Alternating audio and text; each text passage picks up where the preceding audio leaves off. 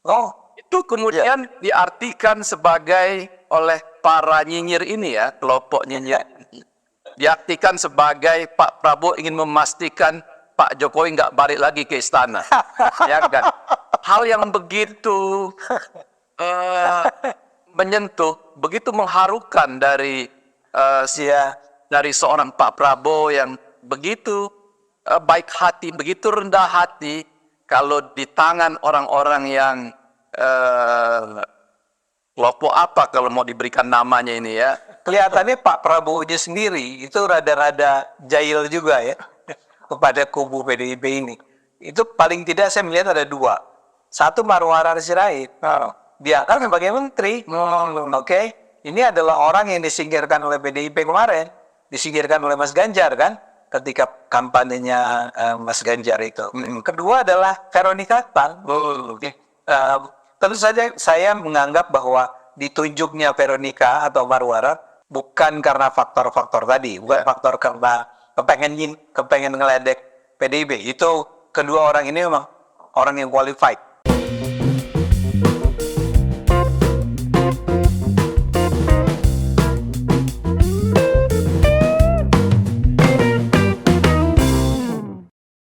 Assalamualaikum warahmatullahi wabarakatuh. Shalom, Om Swastiastu, Namo Buddhaya, salam kebajikan, Rahayu Rahayu, salam sejahtera bagi kita semua.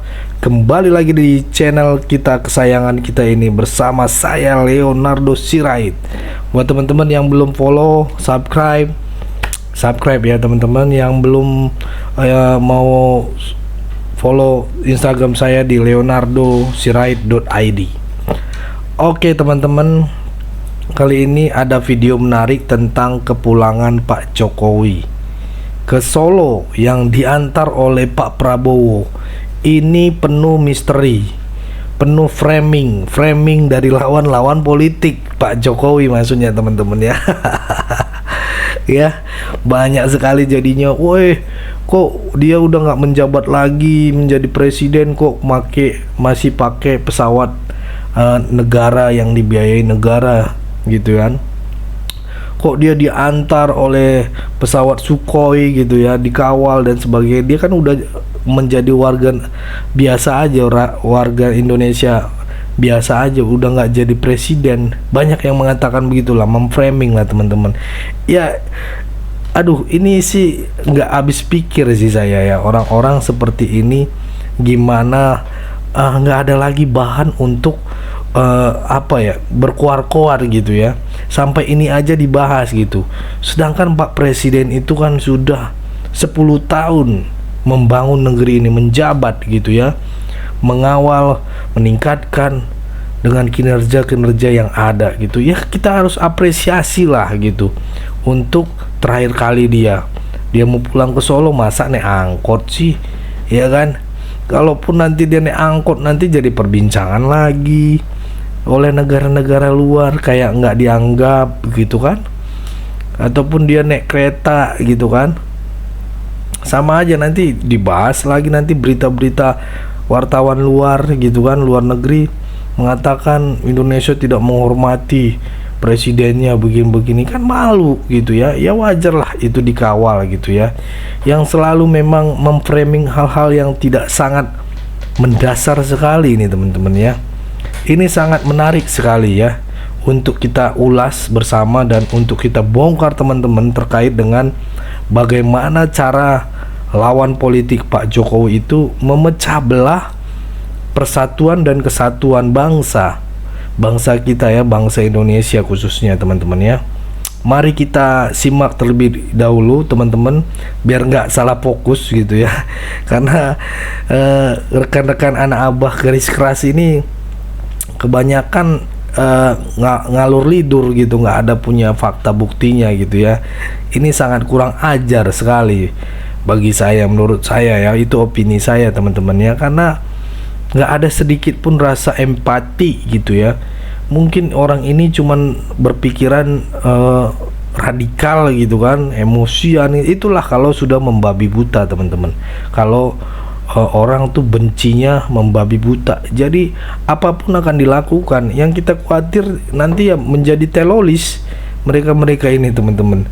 Nah, makanya Pak Prabowo mengusahakan di pidato-pidatonya itu memberikan ayo kita bergabung, udah jangan dendam membabi buta gitu kan, jangan terus menyebar hoax, yang beradu itu kita sesama warga negara Indonesia, itu maksudnya gitu. Ayo bergabung gitu, ayo kita sama-sama meningkatkan Indonesia ini bersama-sama, walaupun dia menjadi pemimpinnya gitu ya. Itu teman-temannya, karena ini kan momen sakral ya, tetapi masih aja gitu kenapa gitu orang-orang ini ya nyinyir terus ya. Oke, tanpa berlama-lama mari kita saksikan dulu video berikut ini. Memang sulit untuk kita rangkul tampaknya, dan bahkan seorang yang sangat rendah hati seperti Pak Prabowo saja tidak berhasil merangkul. Jadi saya daripada sibuk melengkapi hidup saya dengan energi yang negatif, dan bagus saya ingin abaikan hal-hal seperti ini, karena kalau kita perbincangkan lagi ke depan misalnya, banyak sekali itu. Misalnya contoh ketika Pak Prabowo dengan luar biasa mengharukannya mengantar Pak Jokowi sampai ke sawah kuat, dan bahkan ingin mengantar juga sampai ke Solo. Itu kemudian dan kemudian Pak Jokowi barangkali melarangnya, dan Pak Prabowo kemudian meminta agar Panglima TNI Pak Agus Subianto dan Kapolri Pak Sigit Prabowo untuk mengantar Pak Jokowi ke Solo di satu pesawat yang sama. Itu kemudian diartikan sebagai oleh para nyinyir ini ya, kelompok nyinyir, diartikan sebagai Pak Prabowo ingin memastikan Pak Jokowi nggak balik lagi ke istana, ya kan? Hal yang begitu menyentuh, begitu mengharukan dari seorang Pak Prabowo yang begitu baik hati, begitu rendah hati, kalau di tangan orang-orang yang kelompok apa kalau mau diberikan namanya ini ya, langsung diartikan sebagai sesuatu yang buruk begitu. Jadi daripada kita dan bangsa Indonesia kemudian sibuk membicarakan mereka, saya rasa energi negatif itu akan mengganggu kita nih untuk membawa bangsa ini menjadi bangsa yang maju, karena tantangan ke depan ini kan berat, Gus Zahal. Kita untuk mencapai syarat 2045 negara maju itu, kita harus paksa growth ekonomi kita 7-8% misalnya per tahun. Itu kan kerja besar. Kita kerja sama semua pihak. Jadi daripada kita kemudian asik menggunjingkan mereka ini, yang menurut saya tanda kutip ya, sebagai oposisi yang nggak berkualitas ini, lebih bagus kita kemudian membicarakan hal-hal yang baik ke depan, Gus Zahal. Ya. Nah, terkait dengan mau komentar sedikit. Silakan. Tapi memang begini Bang JG ya, kelihatannya Pak Prabowo sendiri itu rada-rada jahil juga ya kepada kubu PDIP ini. Itu paling tidak saya melihat ada dua. Satu, Marwarar Sirait, diangkat sebagai menteri. Oke. Ini adalah orang yang disingkirkan oleh PDIP kemarin, disingkirkan oleh Mas Ganjar kan, ketika kampanyenya Mas Ganjar itu. Kedua adalah Veronica Tan. Tentu saja saya menganggap bahwa ditunjuknya Veronica atau Marwarar bukan karena faktor-faktor tadi, bukan faktor karena kepengen ngeledek PDIP. Itu kedua orang ini memang orang yang qualified, orang-orang yang mampu. Itu kita move on aja, kita bicarakan yang depan. Nah, itu kan tercermin dari pidatonya Pak Prabowo, ya kan? Dan Pak Prabowo sebenarnya kan memberikan apresiasi kepada seluruh pemimpin pendahulunya.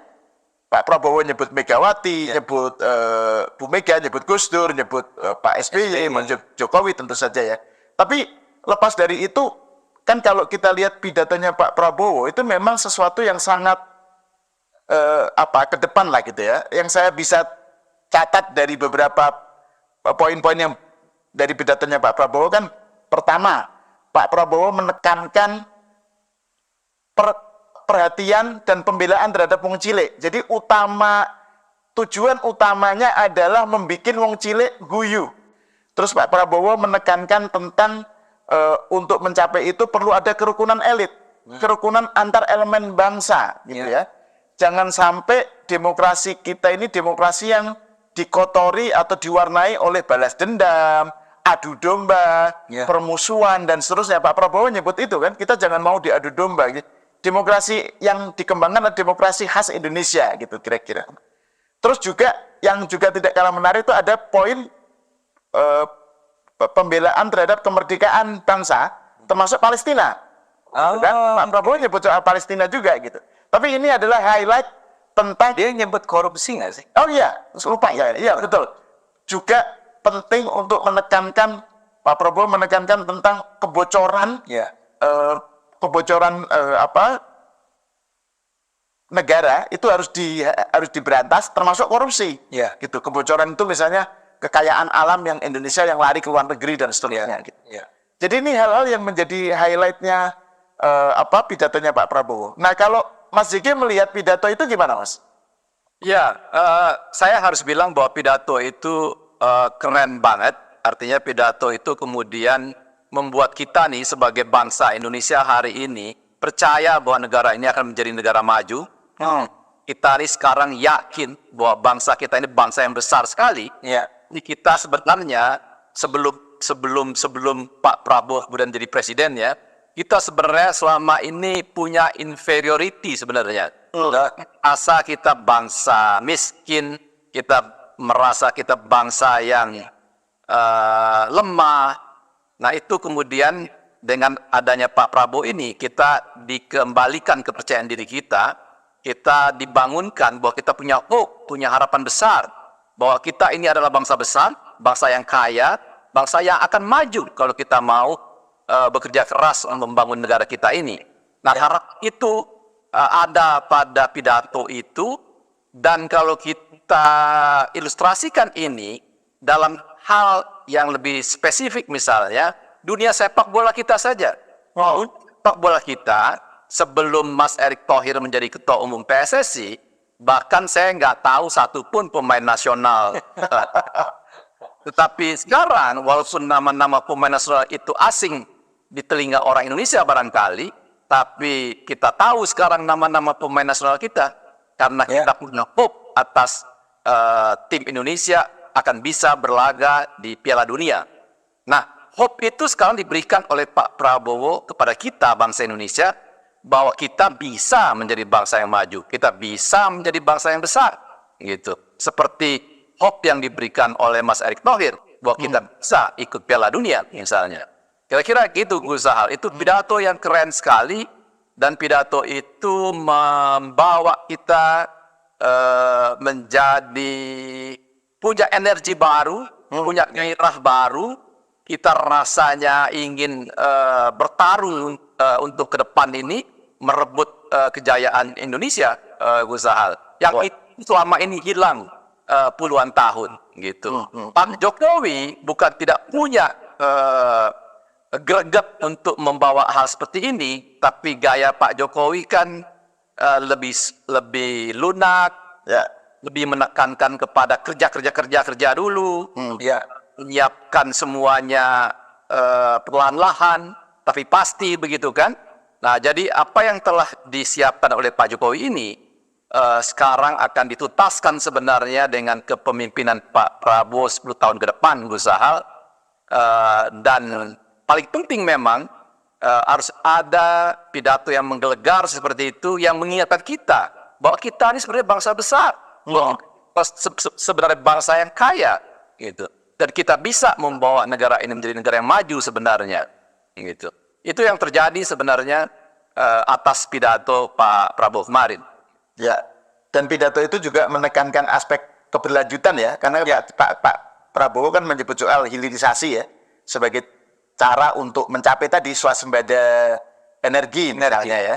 Dan juga Pak Prabowo kan misalnya ketika menyinggung, mengapresiasi Pak Jokowi kan, beliau cerita tentang waktu COVID, kan semua dunia minta lockdown. Pak Jokowi bilang enggak, ya, kalau lockdown yang kasihan rakyat kecil gitu kan. Artinya itu ada sebuah sikap yang nggak mau didikte. Yaitu sesuatu yang menjadi Pak Prabowo menjadi saksi gitu, bahwa Pak Jokowi ini nggak mau didikte. Ini seperti yang dia bayangkan juga tentang pemimpin Indonesia gitu. Nah, Bang Ade gimana ngelihatnya itu? Ya. Pidato itu? Ya, walaupun lagi-lagi saya nggak nonton secara langsung ya pidatonya, tapi saya sudah dengar cuplikan-cuplikan ya termasuk yang soal korupsi ya. Dan ya, saya setuju dengan Bang JG bahwa itu pidato yang keren. Nah, cuman kalau sekarang persoalan gini, bukan persoalan. Saya ingin tunjukkan bahwa gagasan-gagasan besar Pak Prabowo yang mungkin juga sebetulnya hasil pembicaraan dia dengan Pak Jokowi, Ya. itu hanya akan bisa terwujud kalau dia punya menteri-menteri terbaik kan, ya, untuk mewujudkan gagasan-gagasan yang sangat ideal tadi. Nah, dalam hal ini saya ingin katakan bahwa kualitas para menterinya pun dalam pandangan saya ya, paling tidak, saya nggak mengatakan 100% perfect ya, tapi itu memang saya melihat ada harapan bahwa ini adalah orang-orang yang akan menjalankan apa yang ada di kepala dan di mulutnya Pak Prabowo itu dalam kenyataan. Coba kita lihat orang-orang yang diangkat tersebut, ya di luar yang para orang yang sudah melanjutkan apa yang mereka mulai pada pemerintahan Pak Jokowi. Itu ada banyak sekali orang-orang yang menurut saya bright, ya, yang kita kenal selama ini performance-nya, ya, bukan sekedar bright, tapi juga berani, tajam, dan seterusnya. Sebagai contoh, saya mau kasih selamat dulu ini pada Bang JG ya, sama teman-teman PSI Bang JG ya, karena ada paling tidak yang saya tahu ada satu orang menjadi menteri. Ini partai yang lolos ke parlemen aja enggak, tapi punya satu. Selalu diledek partai bocil. Nah, partai bocil ya, mau dihina atau apapun, tapi ada satu orang, yang Raja Juli Antoni. Ya. Saya minta maaf buat penonton, karena ini menurut saya memang buat saya jadi emosional. Ya. Karena Raja Juli Antoni ini, dan dia duduk sebagai Menteri Kehutanan. Ya. Orang sering lupa loh, Pak Sahal. Kehutanan itu salah satu sektor yang sangat penting, sangat vital, sangat strategis, tapi juga sangat berarti buat masyarakat dunia. Kalau kehutanan kita itu nggak digarap dengan baik, secara berintegritas, secara lurus, secara jujur, ini yang akan merasakan dampak dari buruknya hutan kita adalah masyarakat dunia. Ya. Ya. Dan orang ini adalah Raja Juli Antoni namanya. Itu adalah seorang dulu aktivis, ya, dia doktornya pun dari, Anda tahu, saya lupa. Dari Australia. Dari Australia. Australia atau Inggris ya? Ya, pokoknya dari luar negeri. Saya tidak ingin mengatakan luar negeri itu lebih bagus dari luar negeri ya. Tapi dia orang pintar, ya, dari Muhammadiyah. Kemudian menjadi dulu sekjen ya, kalau nggak salah kan PSI. Nah, itu tadi videonya teman-teman ya. Seperti apa komentar kalian ya menyikapi orang yang selalu nyinyir terhadap Pak Jokowi, yang memang tidak henti-hentinya selalu memframing hal-hal yang memang sangat merugikan sekali. Sebenarnya sangat merugikan, jujur ya, bagi bangsa ini gitu ya. Jangankan bagi bangsa ini, bagi orang seperti rakyat jelata seperti saya aja, saya aduh, ini orang miris gitu, pengen banget bikin konten gitu ya, kalau bisa ketemu gitu ya. Ya, oke, cukup segitu dulu teman-teman. Berikan tanggapan teman-teman yang menonton video ini. Bagaimana? Boleh berikan pandangan kalian di kolom komentar. Kita coba bertukar pikiran. Apakah layak Pak Jokowi dikawal ataupun menggunakan pesawat Indonesia gitu ya, milik milik negara gitu ya, untuk pulang ke Solo dan dikawal oleh pesawat-pesawat angkatan udara. Ada 7 entah 8 gitu ya, 7 kayaknya yang mengawal sampai ke Solo. Ya, apa pandangan kalian? Ayolah kita bertukar pikiran, kalian komen di kolom komentar. Pesan saya pokoknya tetap jaga persatuan Indonesia, jangan mau dipecah belah, jangan mau diadu domba, karena NKRI harga mati. Saya Leonardo Sirait, mohon undur diri. Jangan lupa klik tombol subscribe, bagikan ke grup-grup WhatsApp dan juga grup-grup Facebook. Bye-bye.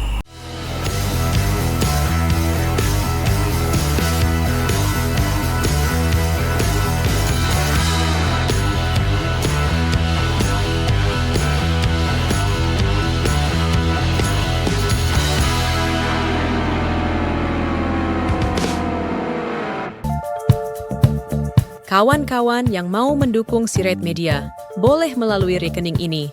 dan bisa melalui Kris Mobile Banking ini. Dengan cara scan barcode Kris ini di mobile banking, kawan-kawan.